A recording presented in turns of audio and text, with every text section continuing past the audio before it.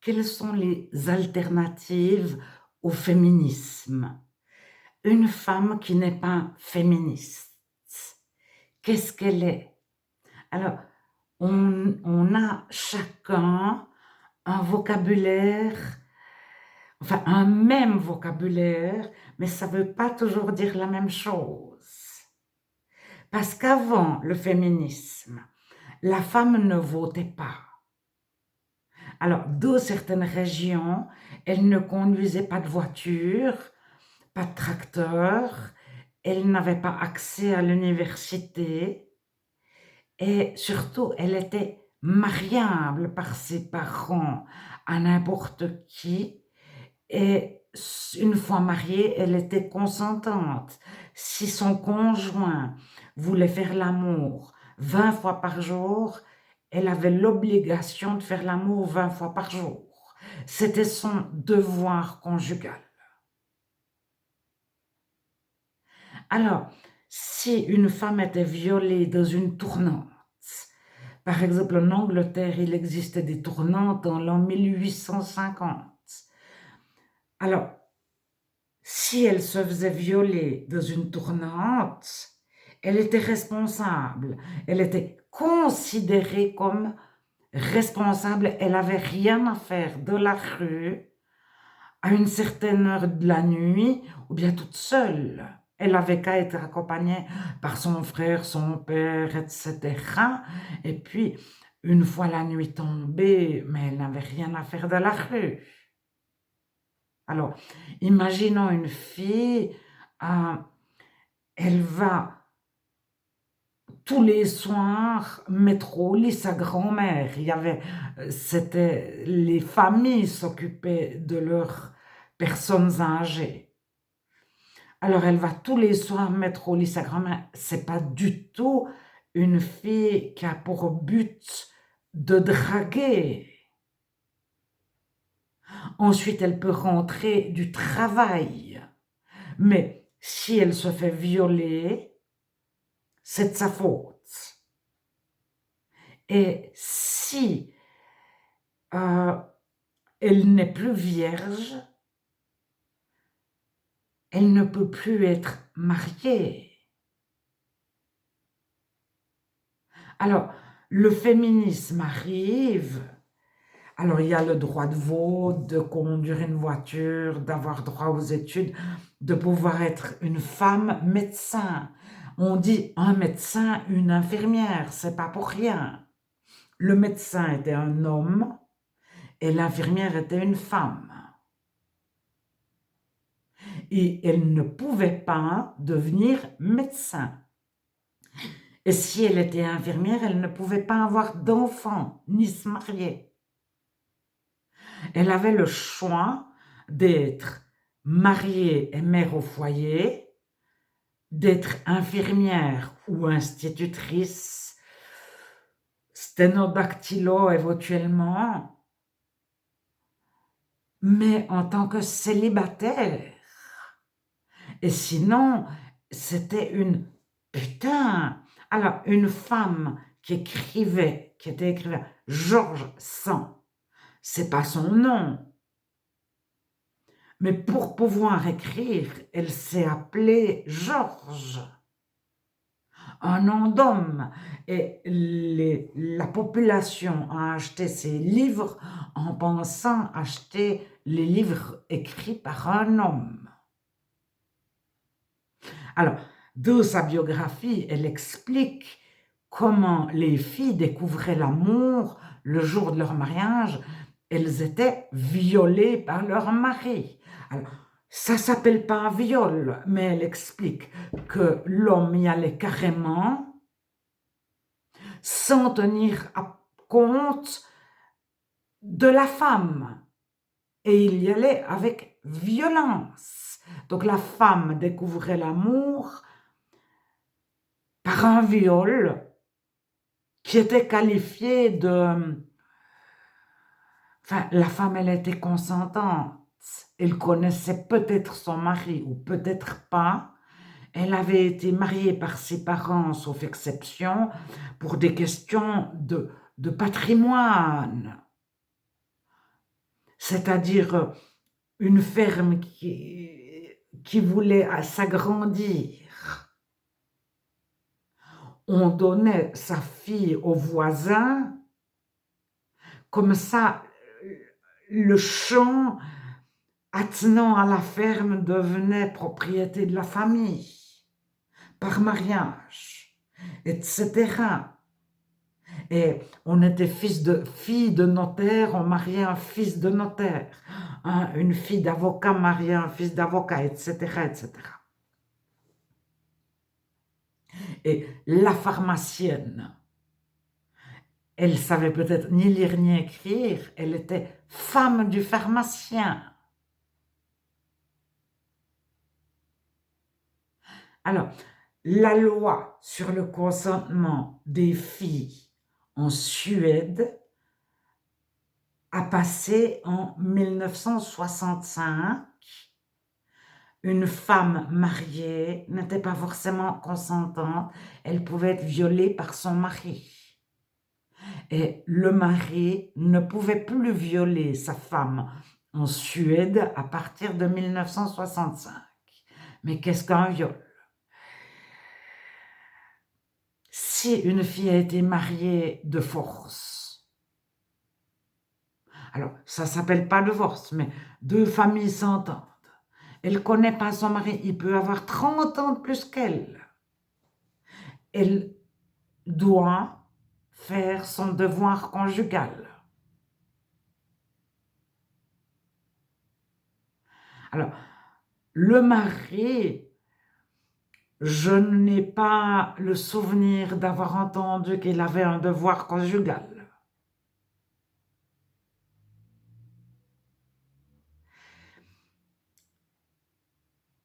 Donc, qu'est-ce que le féminisme? Et actuellement, il y a des lois. La loi sur le consentement des femmes en France, c'est 2010. En Suède, c'est 1965. En France, c'est 2010. Alors, il y avait une certaine jurisprudence qui a précédé la loi. C'est-à-dire que même s'il n'y avait pas de loi, un tribunal ne partait plus du principe qu'une femme mariée était consentante. Mais jusqu'en 2010, dans la loi, une femme pouvait arriver avec 25 vidéos, 25 preuves que son mari la violait, qu'elle n'était pas d'accord. Légalement, elle était d'accord. Mais avant qu'elle arrive une nouvelle loi, on a considéré qu'il y avait certaines femmes mariées qui pouvaient être violées par leur mari. Alors, les lois changent et on a de la peine à penser qu'on pourrait revenir en arrière parce que le féminisme a existé de l'histoire, puis il s'est arrêté. Et ça, je n'avais jamais trouvé pourquoi le féminisme s'était arrêté. Mais c'est très facile. Une fois qu'il y a 50 maris qui ont été en prison parce qu'ils ont violé leur femme, ces 50 maris, s'ils ont un certain pouvoir, ils vont essayer de rallier des hommes à leur cause, des avocats, des juges, des ministres, etc. Nous, on n'ira plus jamais en prison si on viole une fille. Alors, le chrétien, on lui demande, mais où es-tu? Mais le chrétien, il aime son épouse. Il souhaite le bonheur de son épouse. Alors, il y a toute une vague qui arrive sur éduquer quelqu'un à la sexualité et lui faire découvrir la sexualité indépendamment de l'autre. Il a des pulsions sexuelles, il assouvit ses besoins sexuels, peu importe qui est en face de lui. C'est le libertinage, etc. Alors, plus vite un enfant, on y apprend, mais tu as du plaisir, ton plaisir, l'égoïsme.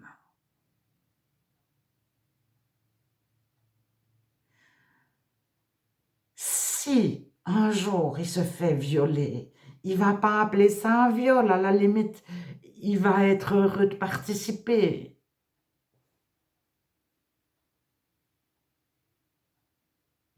Alors, à un moment donné, il y a un peu actuellement toutes les possibilités qui ont existé mondialement dans l'histoire qui existent, y compris les asexués à 100, sans sexualité. Il y a des personnes qui ont renoncé. Alors, je vais vous lire un passage de Paul qui est très connu, c'est 1 Corinthiens 7. Donc, c'est après Jésus, les tout premiers chrétiens, Paul. 1 Corinthiens 7, pour ce qui concerne les choses dont vous m'avez écrit, je pense qu'il est bon pour l'homme de ne point toucher de femme. Alors là, je ne sais pas s'il y a pour la femme de ne point toucher de mari, mais en grec, il est possible qu'il y ait pour l'être humain de ne pas avoir de rapport sexuel. Et réciproquement pour la femme et réciproquement pour l'homme. Et que le français ne traduit pas correctement le grec,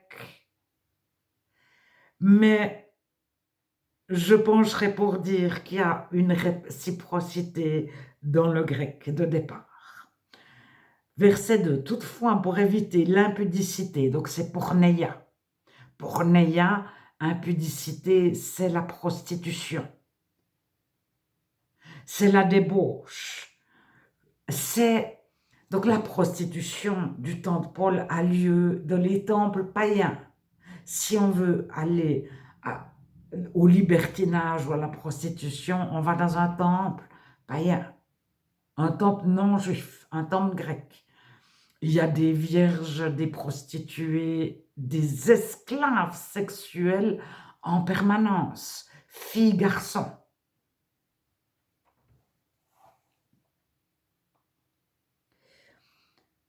Alors, pour éviter l'impudicité, que chacun ait sa femme et que chaque femme ait son mari. Que le mari rende à sa femme ce qu'il lui doit et que la femme agisse de même avec son mari. Donc le devoir conjugal, pour Paul, c'est l'homme et c'est la femme. L'homme a le devoir conjugal et la femme a le devoir conjugal. Plus loin, la femme n'a pas autorité sur son propre corps, mais c'est le mari. Et pareillement, le mari n'a pas autorité sur son propre corps, mais c'est la femme.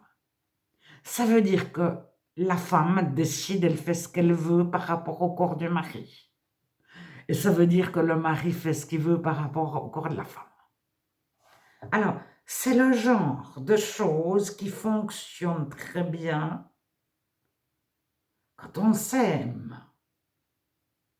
En fait, la question ne se pose pas.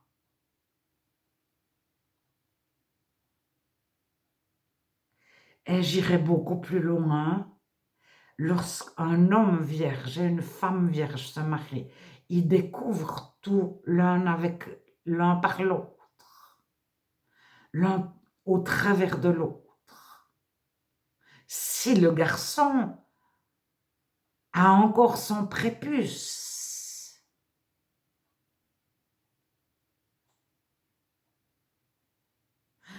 collé, il n'a pas son prépuce décollé. Ça veut dire qu'il est vierge, il n'a jamais eu de prépuce décollé. Il n'a jamais fait l'amour ni avec sa propre main, ni avec la main de quelqu'un d'autre. Donc, il est dépucelé en même temps que la fille. Donc, c'est quelque chose qui va se rappeler toute sa vie et il va l'associer à la fille, qui va l'associer au garçon. Paul n'est plus vierge, il parle aux Corinthiens. Les Corinthiens sont devenus chrétiens à 10 ans, à 20 ans, à 30 ans, à 40 ans, à 50 ans. Ils ont un passé sexuel non chrétien.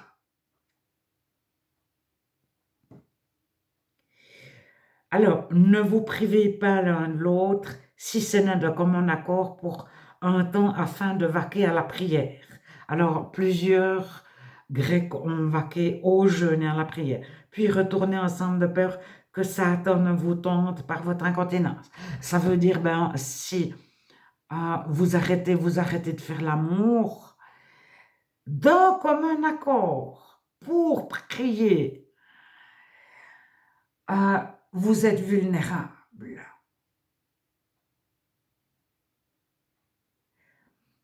Je dis cela par condescendance, pour votre bien. Je n'en fais pas un ordre. Je voudrais que tous les hommes fussent comme moi. Donc derrière homme, il y a bien sûr anthropos. Que tous les humains, hommes et femmes, fussent comme moi, Paul. Mais chacun tient de Dieu en particulier, l'un d'une manière, l'autre d'une autre. Alors, comme moi, il n'y a pas écrit, mais on pense que Paul était veuf, parce qu'ailleurs, il écrit Pierre à une femme. Moi, je n'en ai pas. Mais comme Paul était pharisien et qu'il il a été éduqué au pied de Gamaliel pour devenir un juge, un docteur de la loi, un professeur au Sanhédrin juif, en tant que juif. Et il était obligé d'être marié. Il ne pouvait pas, s'il était célibataire, accéder à cette fonction-là, à laquelle il était destiné, mais il est devenu chrétien. Alors, on pense que Paul était veuf, mais il a pu aussi avoir été marié en tant que juif, devenir chrétien et divorcer en fonction de ce qu'il a écrit un peu plus loin. Si un frère a une femme non croyante et qu'elle consente à habiter avec lui, qu'il ne la répudie point. Donc Paul a pu répudier sa femme lors de sa conversion. Lisez ce verset. Oubliez tout ce que vous avez entendu, tout ce que vous savez. Lisez le verset 13 et 14. Alors, on connaît très très bien la conclusion, mais on est très imprégné de notre culture. Alors, Paul dit que chacun ait son mari ou sa femme, et après, mais j'aimerais que tout le monde soit célibataire. Et il explique, parce que un peu plus loin, il faut lire le chapitre en entier. Celui qui est célibataire, il a tout le temps pour Dieu. C'est ça, Paul. Mais il n'en fait pas un ordre. Ne vous privez pas l'un de l'autre parce que vous êtes vulnérables. Et après, chacun choisit son conjoint. Il n'y a pas un papa qui choisit ou un homme qui choisit. Le verset 36 est traduit très différemment d'une traduction. Alors, si vous en êtes au verset 36-37, ouvrez toutes les Bibles que vous avez à la maison. Vous pourriez être surpris. Alors, chacun choisit de rester vierge ou pas, homme et femme, ou de se marier et chacun choisit son conjoint. Alors, Paul dit, mais que ce soit un chrétien que vous mariez, que ce soit de le Seigneur ou une chrétienne. C'est la seule condition que Paul donne. Alors, chacun choisit d'être célibataire ou de se marier, les filles comme les hommes. Je vais reprendre, je vais continuer plus tard.